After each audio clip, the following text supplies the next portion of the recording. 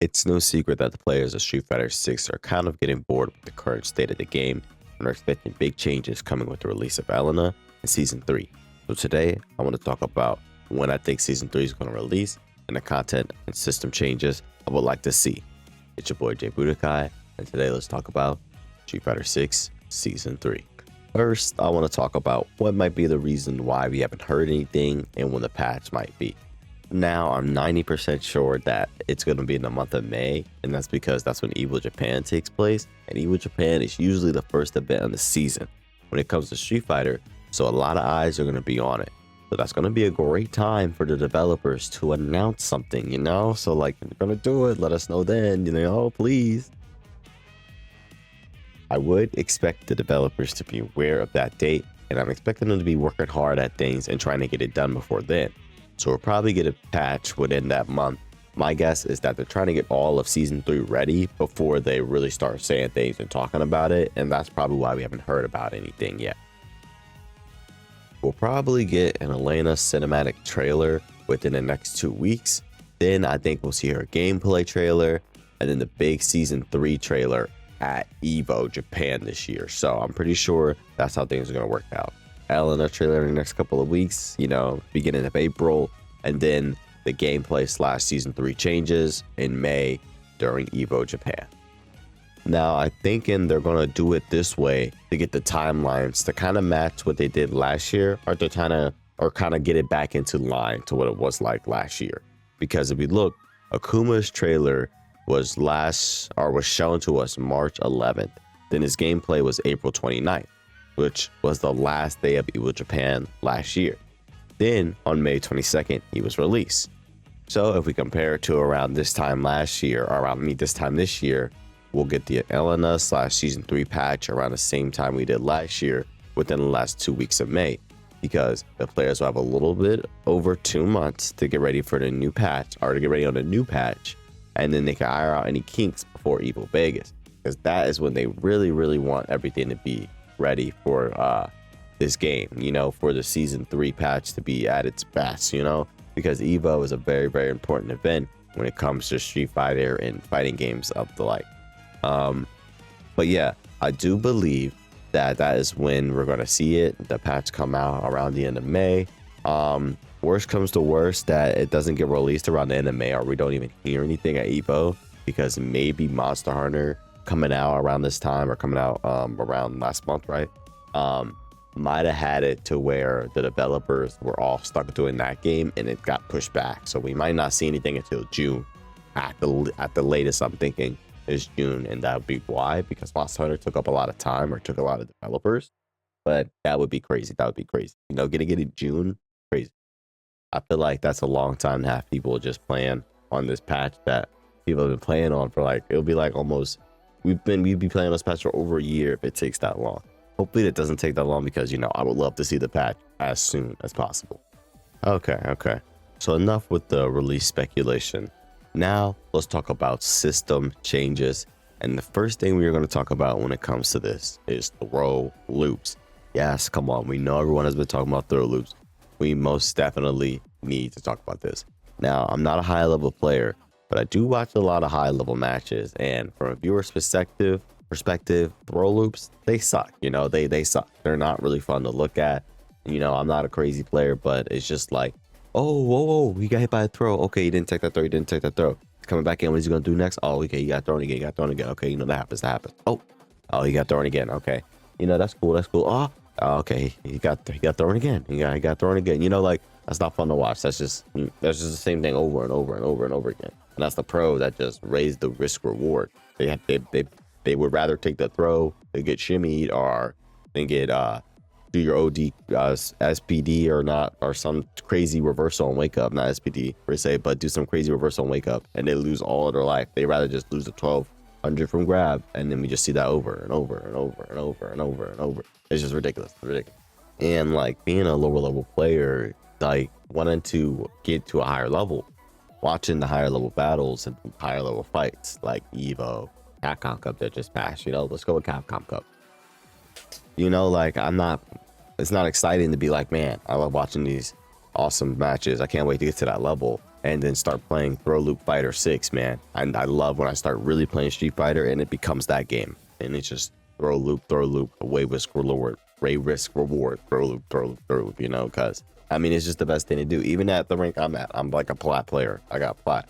Throw loop. It's just so easy to do that to so many people. And it gets you so long, but like, it sucks doing it. It's not fun to play that way either. It's not fun to do throw loop. It's no fun. It's not like I'm really thinking about anything. It's not like I'm really like doing execution, doing the combos that I practice. No, I'm just throw looping.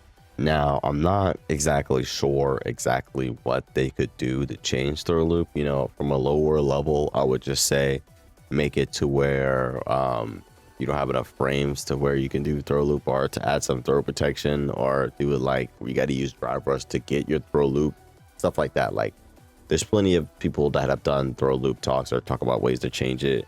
Broski and Diaphragm, just to name two that you could watch. Go check out those videos if you really want to listen and talk about that. I don't know. Look, don't ask me. That's what I think. Put some throw protection on so it just can't happen ever again, even if you drive rush. You know, I just want them out of the game completely. That's what I would say. But I don't know how that's going to affect the rest of the game, because I'm not thinking that crazy. If I really want to, maybe I could think of something, but they can think that crazy like that way faster than I can. So go watch those. Okay, so enough about throw loops and all that. Next, I want to talk about the drive system. And the drive system is something I feel like that needs to change as well. And why I say that is because I'm in plat, and even I can feel the system mechanics are so strong that a lot of the characters that you can play in the game feel same. You know, I have 5 different characters in plat, and 4 of them I kind of just basically did the same thing. You know, now I'm doing it to a better level. Now I think I can get out of plat now. I think I probably could if I played more. I just do my placements and I stopped for a while, and that was a long time ago. But still, back when I did my placements for a lot of my characters, I basically did the same game plan because all the characters kind of played the same. So that is a little bit of something I'm worried about that comes with this mechanic. Even like with Mai and Terry coming out, you can kind of effectively do the same thing with them that you can do with characters like Ken and Jury, and almost with Mai, people throw some Chun-Li in there too. But it's just like the characters don't feel solely unique with the certain kind of game plans that they have. Now, what could they do, or what could they add to kind of help this, or levy this drive gauge being used the same way for every single character, or using the main mechanic the same way with every character? Is I've been seeing stuff with a lot of creators just saying that they think they should add a move where you can use your drive rush gauge with that move. So it can be like a drive attack or a drive rush move. I don't know what they're going to call it.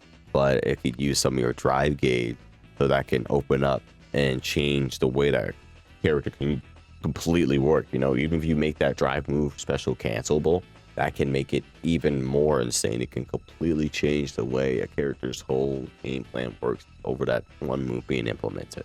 And last, I just want to touch on drive rush, because drive rush, I just want to make it more checkable. Just make it less oppressive. Just make it more like when I know they're going to do it, when I know they're going to drive rush, and I'm just sitting there kind of like moving back and forth, and they go, I got one reaction, crouching light punch, or crouching light kick, or just light kick, or standing jab, like just mink them out of it, because like I know they're going to do it, and when they drive rush, they smack me in me. Like I swear I'm doing it before they do it.